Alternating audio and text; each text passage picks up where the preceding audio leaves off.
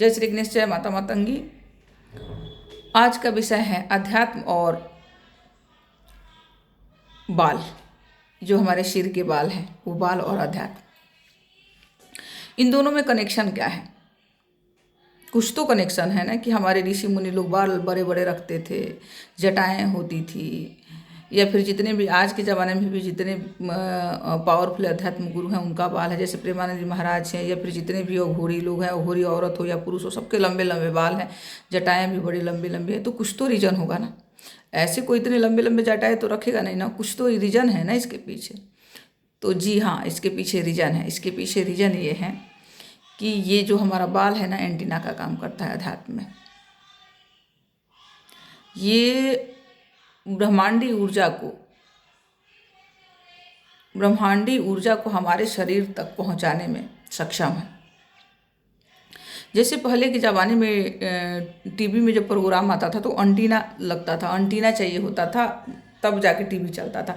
तो सेम उसी तरह से अगर मुझे अध्यात्म में उतरना है, अध्यात्म के गहराई में, डीप में जाना है, तो बाल लंबा रखना पड़ेगा, बाल नहीं कटवाना होगा। क्योंकि बाल कटवाने से हमारी जो ऊर्जा, जो हम रिपोजिटिविटी, जो हम इकट्ठा करते हैं ऊर्जा, वो निकल जाता है। तो इसीलिए जो ये हमारे अध्यात्म गुरु लोग हैं ना, वो इसीलिए बाल नहीं कटवाते हैं, क्योंकि उनको पता है।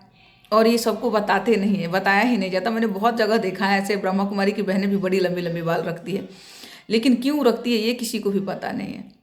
और पता ही है ही नहीं, क्योंकि वो लोग बताते ही नहीं है कि भाई बाल और अध्यात्म से कनेक्शन क्या है।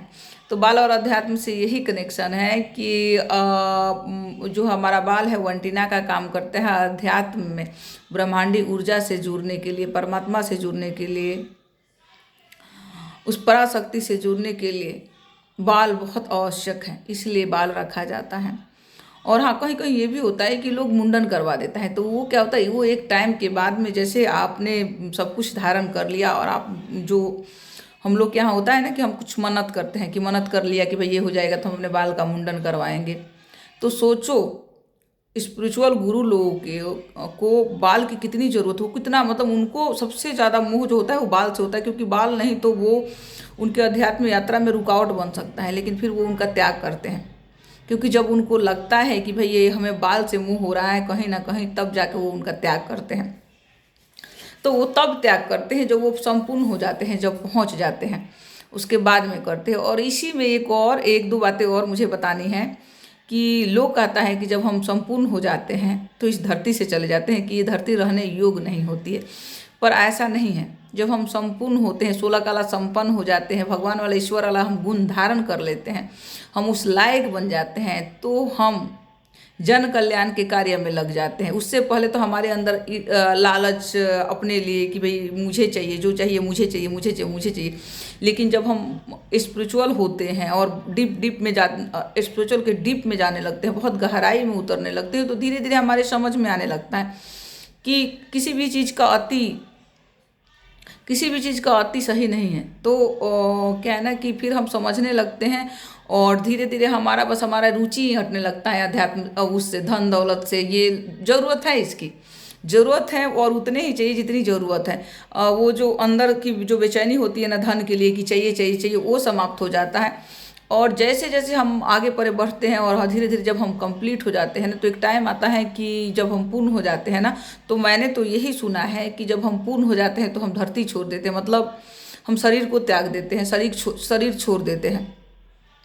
यानी कि हमारा स्वर्गवास हो जाता है जब हम पूर्ण हो जाते हैं। अब सोचो, आप इतना मेहनत कर रहे हो, आप इस धरती पे इतना पूजा पाठ, जप तप क्या नहीं किया, योग ध्यान सब कुछ करा कि मुझे वो परमात्मा वाला गुण मेरे अंदर चाहिए, मुझे इस दुनिया के भीड़ में चलना नहीं है, मुझे यहाँ के ईर्ष्या द्वेष जलन अहंकार बिल्कुल ही नहीं चाहिए, मुझे बिल्कुल ही दिव्य बनना है। ये सब चीज़ों का मैं त्याग करा, और इसी के लिए आप रात दिन ईश्वर से प्रार्थना करते हो, जप करते हो, मेडिटेशन करते हो, जो करते हो सिर्फ इसी के लिए कि आपको इसमें उलझना नहीं है।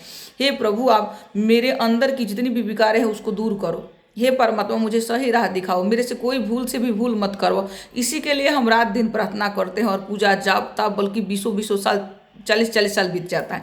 और जब हम पूर्ण होते, इतने साल के बाद में जब ईश्वर हमें शक्ति देता है, हम पूर्ण होते, हम समझने लगते हैं ब्रह्मांड और इस दुनिया के कनेक्शन को समझने लगते हैं, ईश्वर अपने रिश्तों को समझने लगते हैं, हम कौन हैं ये सब समझने लगते हैं, हमारे अंदर सारा दिव्य गुण आ जाता है। उसके बाद में क्या हम शरीर छोड़ दें तो ये ठीक है? नहीं, हम शरीर नहीं छोड़ते हैं। जो भी ये बात करता है वो गलत करता है, क्योंकि ऐसा हो ही नहीं सकता। ईश्वर अगर हमें पूर्ण बना रहा है ना, संपूर्ण कर रहा है, अपना गुण भर रहा है, अपना गुण हमारे अंदर भर रहा है और हमें हम संपूर्ण कर रहा है ना, तो हमसे उसको कुछ बहुत बड़ा काम करवाना है। और उस काम करवाने के लिए, वो काम के लिए, वो मकसद के लिए हमें संपूर्ण करता है, वो खुद संपूर्ण करता है। अगर मैं इसलिए आई हूँ इस धरती पे तो मुझे कोई रोक ही नहीं सकता पूर्ण होने से। और जब मैं पूर्ण हो जाऊंगी तो मेरा क्या ना, इस दुनिया के मोह माया हर चीज़ से लगाव खत्म हो जाएगा और मेरे दिल में सिर्फ और सिर्फ यही होगा कि मुझे तो जन कल्याण करना है, दूसरों का उद्धार करना है, ऐसे फंसे लोगों को निकालना है, ऐसे ईर्ष्या द्वेष में तड़पते लोगों को बाहर निकालना है, ऐसे क्रोध के अग्नि में जलते हुए लोगों को बाहर निकालना है, ऐसे कमजोर और बेचारे लोगों का सहारा बनना है। क्योंकि उनको पता ही नहीं है कि उनकी शक्ति कहाँ जा रही है, उन्हें पता ही नहीं है कि कोई उनकी शक्ति को चुरा रहा है और उन्हें समझ में नहीं आ रहा। उनके घर का ही, परिवार में ही कोई ऐसा सदस्य होता है जो उनकी शक्तियों को चुराता है। तो ये सब चीजें समझाने के लिए, बताने के लिए, ऐसे दुखी परेशान बीमार लोगों को इन सब दलदल से, ये कलयुगी रूपी दलदल से बाहर निकालने के लिए उसे संपूर्ण करा जाता है। और फिर उसे वो पावर दिया जाता है, वो शक्ति दी जाती है जो अध्यात्म गुरु बन के बैठता है और वो सबका कल्याण करता है, सबका। उसके लिए सारा दुनिया सामान्य होता है, बराबर होता है। उसके दरवाजे पे आने वाला कोई भी खाली नहीं जाता, क्योंकि उसके वाणी में, उसकी आंखों में इतनी शक्ति, इतनी पावर होती है ना कि सारा लोग उससे आकर्षित होता जाता है। और उसके अंदर जो सिद्धियाँ होती है, उनके अंदर जो शक्तियाँ होती है, वो शक्तियाँ काम करती है। उनसे जुड़ने वाले सभी लोगों का धीरे धीरे धीरे धीरे कल्याण होने लगता है। कहते हैं, आप लोगों ने देखा होगा कभी, आप किसी गुरु से मिलते हैं, आपका बहुत काम बिगड़ रहा है, बहुत नुकसान हो रहा है, बहुत सारी चीज़ें ऐसे आपकी ज़िंदगी में उथल पुथल मचा हुआ है, और आप किसी गुरु से मिलोगे, गुरु के पास जाओगे, उनको फॉलो करोगे, उनसे मिलोगे, तो अचानक से आपका सब कुछ धीरे धीरे ठीक होने लगता है। क्यों होने लगता है ठीक? कभी सोचा आपने? वो गुरु क्या बोलते हैं आपको, आप ऐसा क्या बोलते हैं जो आप करते हो कि वो ठीक हो जाता है? तो मैं ये कहूँगी कुछ नहीं, कोई उपाय, वहाँ कोई उपाय काम नहीं करता। गुरु तो आपको यही सिखाते हैं, सही सही राह दिखाते हैं कि किसी से ईर्ष्या द्वेष जलन अहंकार कुछ नहीं करना है। और जो आपके साथ हुआ वो आपका कार्मिक था, कार्मिक लोग थे जो आए और वो धीरे धीरे चले जाएंगे। जब उनका चुकता हो जाएगा तो वो आपके जीवन से चले जाएंगे। आप धर्म के रास्ता पे चलो, आप अच्छाई के मार्ग पे चलो, धीरे धीरे आपका सबका कल्याण हो जाएगा। और वो जो गुरु की सिद्धियाँ होती है ना, वो जो गुरु की सिद्धियाँ होती है ना, वो आपके साथ लग जाता है, क्योंकि आप उनसे, गुरु से कनेक्ट हुए ना, तो आप उनसे कनेक्ट हो गए। और उनसे कनेक्ट होने के बाद में जो गुरु की सिद्धियाँ होती है ना, आपके सारे बिगड़े काम बनाने लगती है। सारे ही जितने भी बिगड़े काम है वो सब धीरे धीरे धीरे धीरे बनने लगता है। और लोग बनता है कि गुरु जी के शरण में जाने के बाद में हमारा तो कल्याण कल्याण कल्याण होने लगा। तो वो सब सिद्धियों का ही कमाल है, वो सब सिद्धियों से ही होता है। तो मैं तो ये कह रही हूँ कि बहुत अच्छी बात है कि आपको गुरु मिले, और अध्यात्म में गुरु चाहिए ही चाहिए। पर आप भी कोशिश करो डायरेक्ट परमात्मा से कनेक्शन बनाने का, डायरेक्ट ईश्वर से कनेक्शन बनाने का।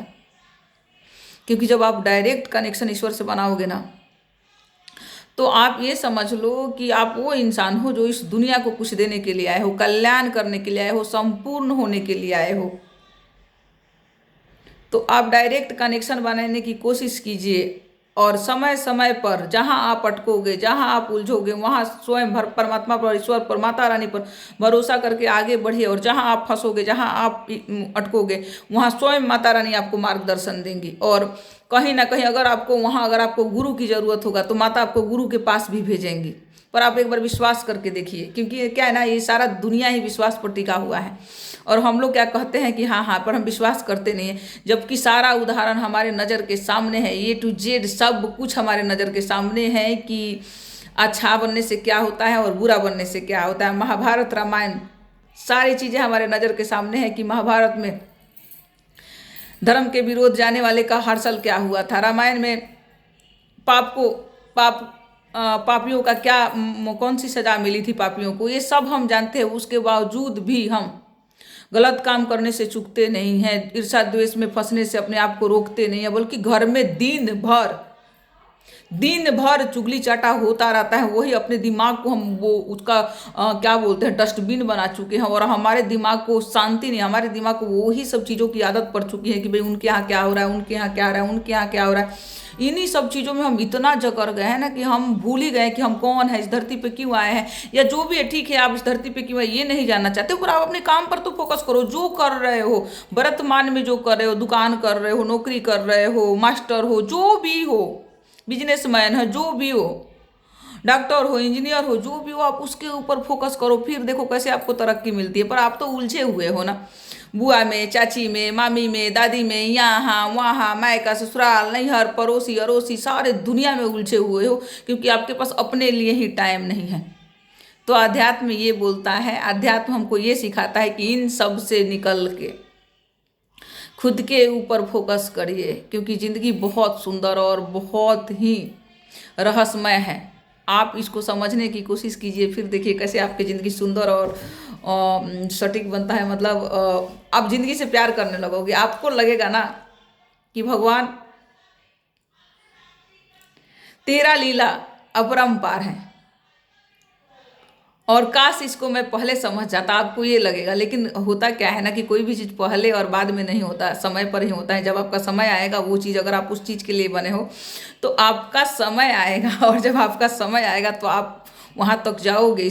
कोई रोक ही नहीं सकता आपको वहाँ तक पहुँचने में, कोई नहीं रोक सकता। तो निश्चिंत होकर के आप अपने धर्म पर चलो। आप किसके लिए आए हो, इस धरती पर क्यों आए हो, धीरे धीरे धीरे धीरे बस आप चलते जाओ, आपको मार्ग मिलेगा, रास्ता मिलता जाएगा।